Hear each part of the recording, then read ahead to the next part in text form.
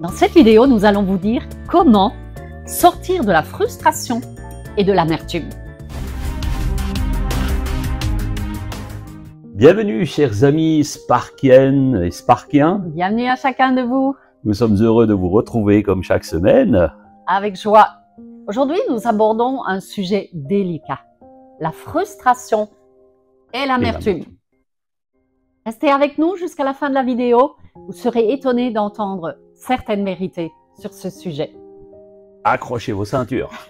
Assis dans la voiture, attache ta ceinture. Clique. Mettez-nous tout de suite un petit pouce, comme ça on n'en parle plus, si vous voulez bien sûr nous encourager.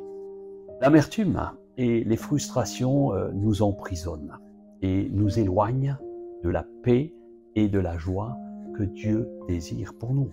Voyons ensemble comment identifier des pièges, Oui, c'est des et pièges. comment en sortir par la grâce de Dieu. Amen. La définition de l'amertume, c'est que c'est un ressentiment profond qui découle de blessures non guéries, de trahison ou d'injustice. Les frustrations sont les conséquences suite à des sentiments de colère, de déception, dus à parfois des attentes aussi non satisfaites.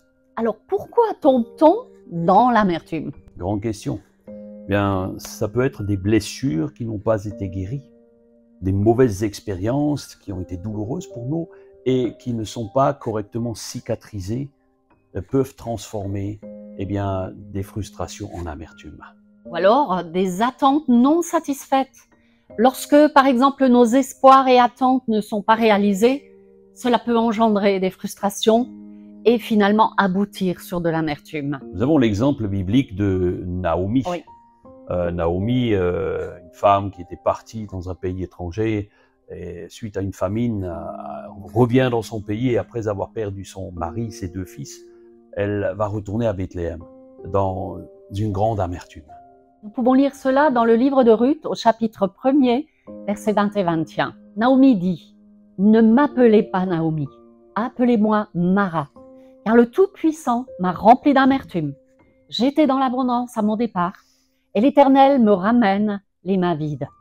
Pourquoi m'appelleriez-vous Naomi, alors que l'Éternel a témoigné contre moi et que le Tout-Puissant m'a affligée ?» Nous voyons dans ce texte que Naomi reconnaît son amertume, reconnaît sa douleur et même sa colère, et elle finira, grâce à la ferveur de sa belle-fille Ruth, qui était une croyante qui servait Dieu, elle va finir par sortir et voir la fidélité de Dieu. Amen. Nous avons également l'exemple de Jonas dans la Bible. Jonas se sent frustré et en colère lorsque Dieu montre de la compassion envers la ville de Ninive après sa repentance. Et nous pouvons lire dans Jonas 4, versets 1 à 3, « Cela déplut fort à Jonas, et il fut irrité. Il implora l'Éternel, et il dit, « Ah, Éternel, n'est-ce pas ce que je disais quand j'étais encore dans mon pays? C'est ce que je voulais prévenir en fuyant Tarsis. Car je savais que tu es un Dieu compatissant et miséricordieux, lent à la colère et riche en bonté, et qui te repent du mal. Maintenant, Éternel, prends-moi donc la vie, car la mort m'est préférable à la vie. » Wow. Ici, c'est un cas de frustration et de colère contre Oui. Dieu, extrême. On peut comprendre Jonas qui a risqué sa vie à aller avertir les Ninivites de ce qui allait se passer. Et lorsque Dieu finalement leur fait grâce, il est frustré. Et cette frustration montre comment nos propres attentes peuvent nous aveugler, peuvent nous séparer de la miséricorde et de la bonté de Dieu. Il y a des années en arrière, nous avons connu une famille qui avait des enfants, et il y en avait un particulièrement difficile qui n'écoutait rien, qui était toujours en train de faire le contraire de ce qu'on lui disait. Et un jour, il était vexé et ils l'ont privé de son jouet. Alors qu'est-ce qui va se passer? C'est que il va trouver le jouet et de colère, il va le casser. D'abord, il y a une frustration parce qu'il est privé de son jouet, et ensuite la colère va le mener à casser littéralement ce qu'il aimait, et en fait, et plus tard, il va faire ce qu'on appelle du boudin. Il va faire du boudin. Au final, il exprime quelque part une frustration qui s'est transformée en amertume contre ses parents. il vit finalement le ressentiment comme Job. Job 10 nous dit « Mon âme est dégoûtée de la vie. Je donnerai cours à ma plainte. Je parlerai dans l'amertume de mon âme. » Comment sortir de l'amertume et des frustrations? C'est ça notre propos aujourd'hui. La première des choses, Éphésiens 4, 31 nous dit ceci, que toute amertume, toute animosité, toute colère, toute clameur, toute calomnie et toute espèce de méchanceté disparaissent du milieu de vous. Concrètement, comment faisons-nous? Nous devons en premier lieu identifier les sources de notre amertume et les confesser à Dieu. Cela demande un certain courage, une certaine honnêteté pour reconnaître l'origine. Alors pourquoi? Parce que parfois, nous avons aussi notre part de responsabilité. On n'aime pas que le Saint-Esprit vienne et nous montre « regarde » et te met le nez dans ton caca. Façon de parler. Et malheureusement, de nombreuses personnes restent prisonnières de leur frustration et leur amertume pour cette raison-là, parce qu'on n'aime pas voir la vérité en face. Alors soyez honnête dans votre prière et demandez au Saint-Esprit de vous révéler l'origine de la frustration, l'origine de l'amertume. Et ce n'est pas toujours si évident que ça. Quand tu sais que tu as un problème, mais tu ne sais pas d'où il vient, tu aimerais en sortir, demande à Dieu, sincèrement, de t'aider à les surmonter. Confessez votre mal-être, Seigneur, car mes amis, l'amertume est tueuse. Dans Actes 8, 23, nous lisons « Car je vois que tu es dans un fiel amer et dans les liens de l'iniquité. » Lorsque nous avions notre entreprise de production de charcuterie il y a longtemps, il y a une recette que nous pratiquions, c'était du pâté de foie. Et vous savez que le fiel, il est question de fiel ici. Le fiel, c'est un toute petite poche, très petite, qui est d'une amertume incroyable.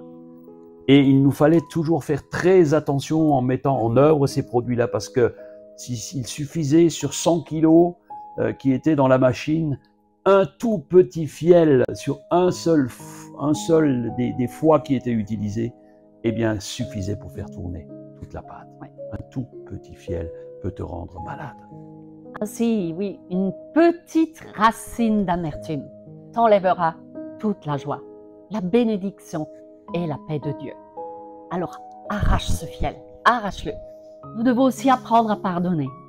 Colossiens 3,13 nous dit « Supportez-vous les uns les autres, et si l'un a sujet de se plaindre de l'autre, pardonnez-vous, réciproquement. De même que Christ vous a pardonné, pardonnez-vous aussi. » Prenez régulièrement la décision de pardonner ceux qui vous ont blessé. N'attendez pas. Plus vous attendrez, pire cela deviendra. Le pardon ne signifie pas oublier, mais le pardon signifie libérer son cœur des chaînes de l'amertume. Amen. Libérez votre cœur des chaînes de l'amertume.